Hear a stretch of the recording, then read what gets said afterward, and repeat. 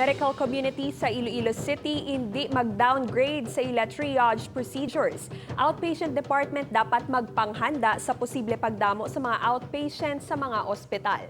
Si Zen Kilantang nakatutok.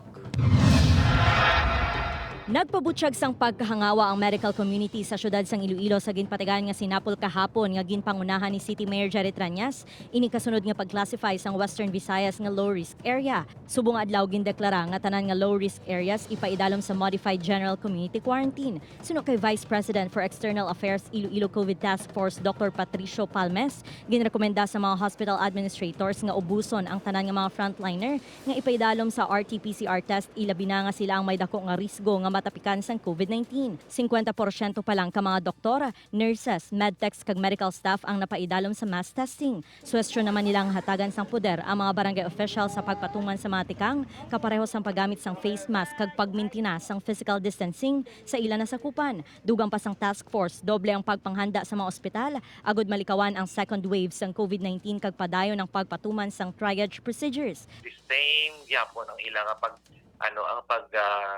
atubang sa mga pasyente. Wala sila nagaplano nga i-downgrade nila kag ipagustuhan na lang kung sino magsulod.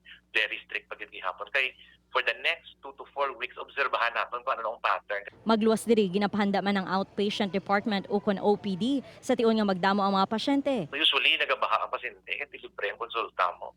Pero sa amon subong sinigi na planuhan sa amon hospital sa mga in charge sinidiri nga mga medical personnel, doctor, nurse, etc. No, nga nagaubra kami sa bunsang plano how we are going to handle. Liwat naman nga ginpahanumdum ang publiko nga masami nga maghugas ang kamot gamit ang tubig kag habon agud makalikaw sa virus. Upod kay Romel Porquia, Zen Kilantang, One Western Visayas.